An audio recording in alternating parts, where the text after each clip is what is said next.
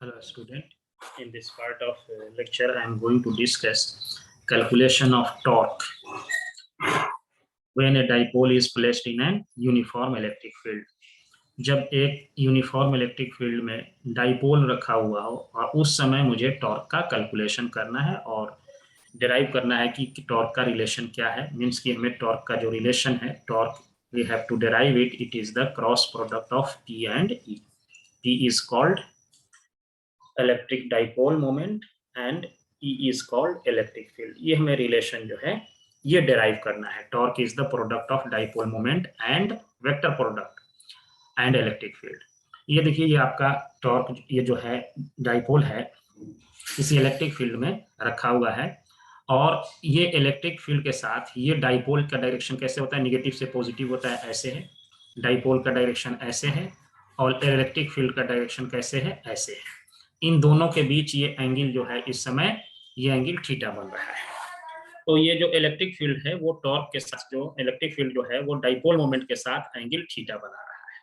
ये important point है ध्यान देने वाला कि ये इलेक्ट्रिक फील्ड जो है ये P के साथ जो है एंगल बना रहा है। Angle between P and E is theta. ये थोड़ा 90 दिख रहा है, ऐसा नहीं है। ये जो है P एंड E के बीच का ये ऐसा है आपका, ये P का डायरेक्शन है एंड ये E का डायरेक्शन है, इसके बीच का ये एंगल थीटा दे रखा है। तो हमको ये रिलेशन डिराइव करना है। तो देखिए ये रिलेशन बहुत सिंपल है। अब इसमें समझना है सबसे इंपॉर्टेंट बात कि इस पे जो फोर्स लग रहा है दोनों चार्जेस पे, इसका डायरेक्शन क्या होगा। इलेक्ट्रिक फील्ड ऐसे है तो हम जानते हैं कि इलेक्ट्रिक फील्ड का डायरेक्शन अगर ऐसे है, इस तरह से है इलेक्ट्रिक फील्ड का डायरेक्शन, इट मीन्स कि पॉजिटिव चार्ज यहाँ है और निगेटिव चार्ज ऐसे होगा, इधर होगा। तभी इलेक्ट्रिक फील्ड का डायरेक्शन इस तरह से होता है, पॉजिटिव से निगेटिव की तरफ जाता है। अब इस कैलकुलेशन को, अब इसको देखना है कि यहाँ पे कौन सा चार्ज रखा हुआ है, निगेटिव चार्ज रखा हुआ है। तो इलेक्ट्रिक फील्ड का डायरेक्शन ऐसे है, इसका मतलब है कि निगेटिव इधर होगा और पॉजिटिव इधर होगा इलेक्ट्रिक फील्ड के वजह से। तो ये पॉजिटिव इस निगेटिव को क्या करेगा, अट्रैक्ट करेगा और ये निगेटिव निगेटिव को रिपेल करेगा। तो नेट फोर्स इस डायरेक्शन में एक्ट करेगा जो कि यहाँ दिया हुआ है। नेट फोर्स इस चार्ज पे डाउनवर्ड डायरेक्शन में एक्ट करेगा। फिर जब हम इस पे आएंगे तो इलेक्ट्रिक फील्ड का डायरेक्शन कैसे है, ऊपर की तरफ है। इसका मतलब है कि इधर निगेटिव होगा और इधर पॉजिटिव होगा। तो ये पॉजिटिव पॉजिटिव को रिपेल करेगा और ये निगेटिव इसको क्या करेगा, अट्रैक्ट कर लेगा। तो इस पे जो फोर्स लगेगा उसका डायरेक्शन इधर होगा, Q इंटू E। और इधर जो डायरेक्शन लगेगा, क्योंकि हम जानते हैं कि इलेक्ट्रिक फील्ड इक्वल टू क्या होता है, फोर्स पर यूनिट चार्ज होता है। तो फोर्स इक्वल टू क्या हो जाएगा, चार्ज इंटू इलेक्ट्रिक फील्ड हो जाएगा, ये हो जाएगा। तो फोर्स इक्वल टू हमारे पास हो गया चार्ज इंटू इलेक्ट्रिक फील्ड हो गया। यही यहाँ पे दिखाया हुआ है, ये वाला फोर्स इस पे एक्ट कर रहा है और इस पे जो फोर्स एक्ट कर रहा है ये इस डायरेक्शन में है। अब टॉर्क का कैलकुलेशन जो है वो हमारा करना है और उस टॉर्क का वैल्यू क्या होगा, वो P एंड E के क्रॉस प्रोडक्ट के इक्वल होगा, वो हमें रिलेशन निकालना है।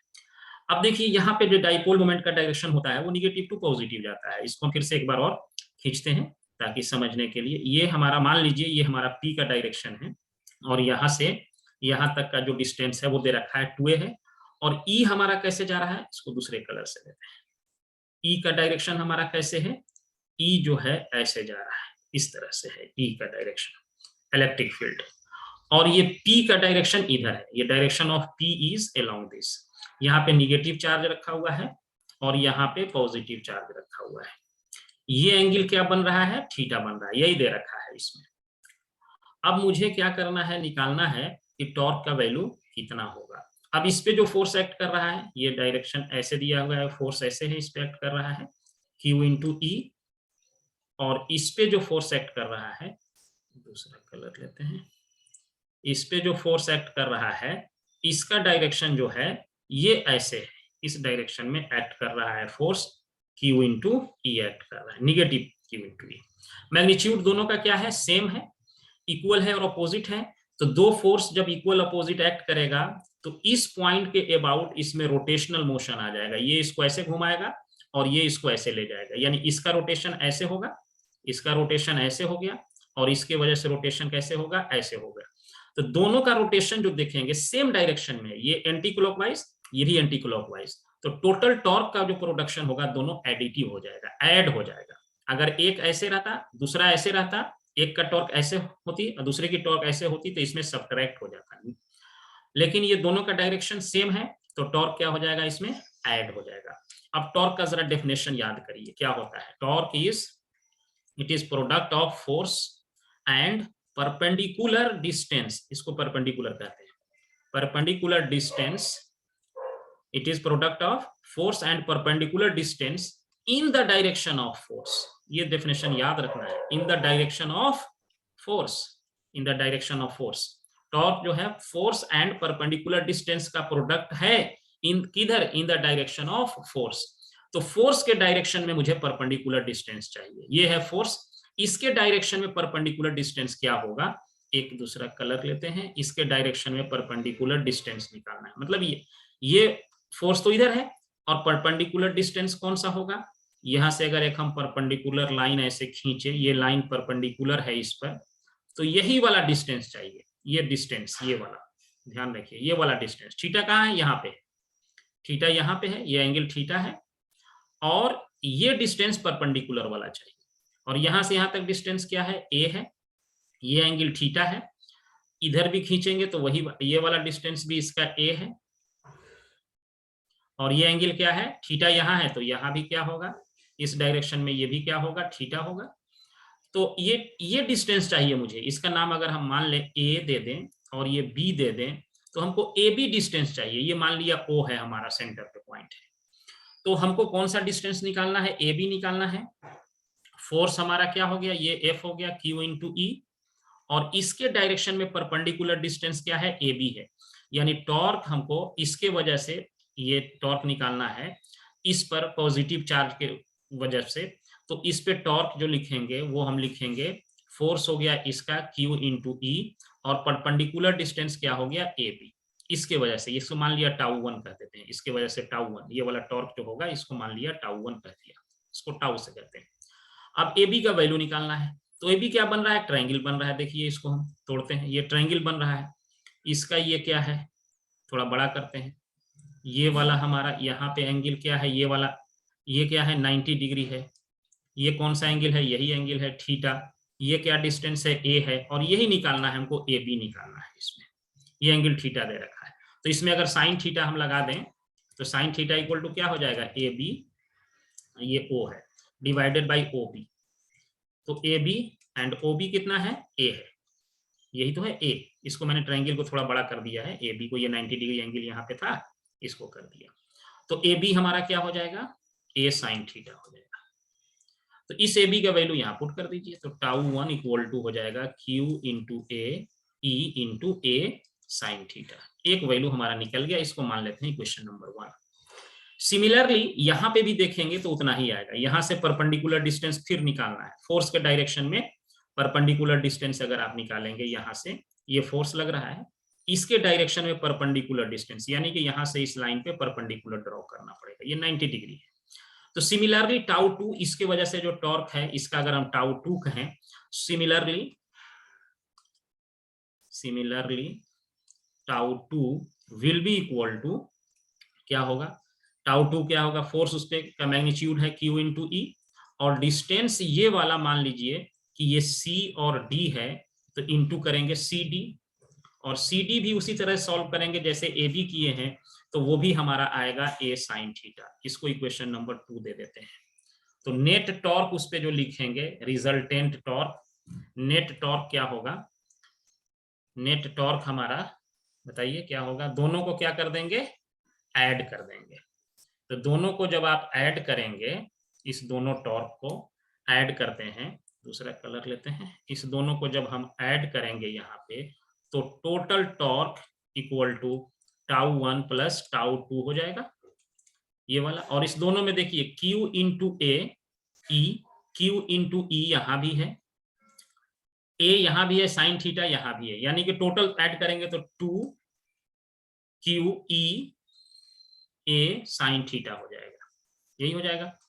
और ये 2A इंटू क्यू को क्या कहते हैं, इसको हम एक साइड कर लेते हैं, 2A into Q multiplied by E into sine theta. इसको क्या कहते हैं, P कहते हैं ना, यही डाइपोल मोमेंट है। तो इसको हम कहेंगे P ई साइन थीटा। तो इसका मतलब है कि ये P एंड E का क्रॉस प्रोडक्ट है, इसी को साइन थीटा कहते हैं। और इसका डायरेक्शन क्या होगा, इसके प्लेन के परपेंडिकुलर आएगा, परपेंडिकुलर साइड में यहां से निकलेगा। तो ये हमारा टॉर्क का जो रिलेशन है ये डेराइव हो चुका है कि torque equal to P cross E आएगा। P और E के क्रॉस प्रोडक्ट को जो है टॉर्क कहते हैं। यही टॉर्क जो है डाइपोल मोमेंट की वजह से अगर पूछा जाए what is the torque, then we can say that torque is the product of vector product of P and E। अब इसके कुछ एडवांटेजेस वगैरह है, क्या क्या है इसको देखिए। टॉर्क का भी रिलेशन निकाला, क्या निकाला, P E sine theta, and P क्या था, चार्ज और उसके बीच के डिस्टेंस का प्रोडक्ट है ये, और E क्या है, इलेक्ट्रिक फील्ड है। थीटा क्या है, angle between P and E, यानी P अगर ऐसे है और E अगर ऐसे है तो इसके बीच का एंगल थीटा है, ये ध्यान रखना है।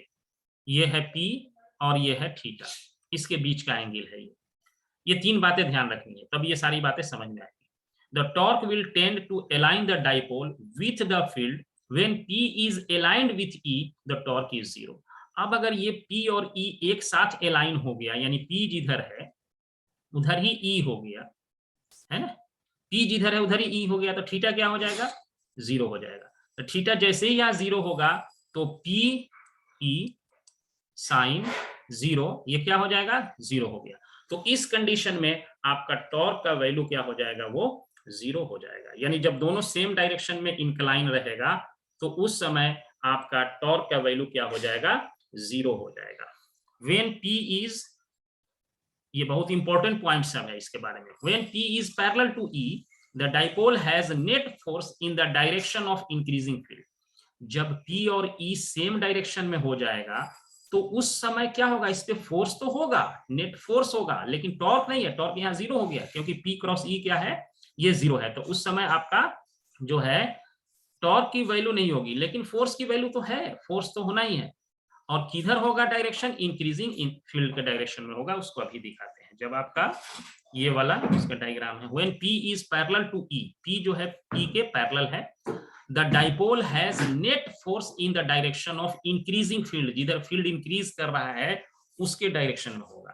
तीसरा देखिए, when P is anti parallel to E, यानी एंटी पैरेलल यानी कि E का डायरेक्शन अगर ऐसे है और P का डायरेक्शन अगर ऐसे है, ये एंटी पैरेलल हो गया। तो उस केस में क्या है कि the net force on the dipole is in the direction of decreasing E, E के डिक्रीज करने वाले डायरेक्शन में नेट फोर्स एग्जिस्ट करेगा। In general the force depend on the orientation of P with respect to E। Orientation कैसा है P का E के साथ, अगर कुछ एंगल बन रहा है तो टॉर्क मिलेगा। पैरेलल हो गया अगर दोनों, तो उसमें इंक्रीजिंग फील्ड के डायरेक्शन में इस पे नेट फोर्स एक्ट करेगा, और अगर एंटी पैरेलल हो गया तो डिक्रीजिंग के डायरेक्शन में नेट फोर्स एक्ट करेगा। जैसे इसको डायग्राम से यहां दिखाया गया है, देखिए इसको समझ सकते हैं बहुत आसानी से। ये हमारे पास माइनस चार्ज है, ये निगेटिव चार्ज है, ये पॉजिटिव चार्ज है। इलेक्ट्रिक फील्ड का डायरेक्शन ये देखिए, जिधर इलेक्ट्रिक फील्ड है उधर ही डाइपोल का डायरेक्शन इधर दिख रहा है। दोनों डाइपोल का डायरेक्शन निगेटिव टू पॉजिटिव होता है, इलेक्ट्रिक फील्ड का डायरेक्शन ऐसे दिया, यानी कि इधर हमारा क्या होगा, इलेक्ट्रिक फील्ड ऐसे, तो इधर पॉजिटिव होगा, इधर निगेटिव होगा। तो अब क्या होगा, इधर पॉजिटिव है तो इस निगेटिव चार्ज को इधर एक्ट करेगा, तो फोर्स इस पे इस डायरेक्शन में लगेगा, जो कि ये दिखाया गया है, फोर्स इस डायरेक्शन में इस पे लग रहा है। और इधर निगेटिव है, इधर निगेटिव इधर है मान लीजिए दूर में, तो इसको क्या करेगा, अपनी तरफ ये अट्रैक्ट करेगा, तो इस पे फोर्स का डायरेक्शन इधर लगेगा। अब इस पे नेट फोर्स क्या होगा, डायरेक्शन ऑफ नेट फोर्स जो होगा ये है डायरेक्शन ऑफ इंक्रीजिंग फील्ड। जिधर फील्ड इंक्रीज कर रहा है, इधर अगर फील्ड ज्यादा है तो उसी डायरेक्शन में इसका जो है इंक्रीजिंग फील्ड के डायरेक्शन में नेट फोर्स इस पे एक्ट करेगा, नेट फोर्स इंक्रीजिंग फील्ड के डायरेक्शन में इस पे एक्ट करेगा। अगर दोनों एंटी पैरेलल हो गए, आप देखिए अपोजिट, ये डाइपोल का डायरेक्शन ऐसे है और इलेक्ट्रिक फील्ड का डायरेक्शन वैसे ही रखा, तो अब ये दोनों, ये और ये क्या हो गया, एंटी पैरेलल में हो गया ये। तो अब इस पे जो फोर्स लगेगा ये पॉजिटिव चार्ज है, और यहाँ क्या है, इस पे पॉजिटिव चार्ज इधर होगा, निगेटिव इधर होगा। तो इस पे क्या करेगा, जो फोर्स हमारा लगेगा, फोर्स ऑन क्यू जो है उसका डायरेक्शन कैसे हो जाएगा, ऐसे हो जाएगा। रिपल्सन का इधर रहेगा, पॉजिटिव है तो रिपेल करेगा इसको, नेगेटिव है तो इसको अट्रैक्ट करेगा। उसी तरह से यहाँ नेगेटिव है तो इस नेगेटिव को इधर ये क्या करेगा, रिपेल करेगा, तो इसका डायरेक्शन इधर हो जाएगा। अब फोर्स का डायरेक्शन इस पे इधर होगा। डायरेक्शन ऑफ नेट फोर्स जो होगा, डायरेक्शन ऑफ इंक्रीजिंग फील्ड की तरफ होगा। जिधर फील्ड का जो डायरेक्शन, जिधर फील्ड स्ट्रांग होगा उधर ही नेट फोर्स हो जाएगा। यानी नेट, जिधर फील्ड स्ट्रांग होगा उधर ही नेट फोर्स जो है इस पे एक्ट करेगा। तो ये कुछ इंपॉर्टेंट पॉइंट थे जिसको समझना बहुत जरूरी है। यानी कि दो फोर्स अगर आपके पास इक्वल और अपोजिट डायरेक्शन में एक्ट कर रहा हो, मान लिया ये एक फोर्स इधर एक्ट कर रहा है, दूसरा इधर एक्ट कर रहा है, दो फोर्स अगर एक्ट कर रहा है F1 और F2, तो इसका डायरेक्शन कौन किधर होगा, जो बड़ा होगा उधर ही इसका डायरेक्शन होगा। If F2 greater than F1 तो नेट फोर्स किधर हो जाएगा, नेट फोर्स इधर होगा, अलोंग F2 हो जाएगा। वही चीज यहां दिखाया गया है। Effect of electric field on dipole है। तो ये डाइपोल का कैलकुलेशन था, टॉर्क का और उसका इफेक्ट का। नेक्स्ट वीडियो में हम इस पे कुछ लेक्चर, ये क्या कहते हैं, न्यूमेरिकल डिस्कस करेंगे।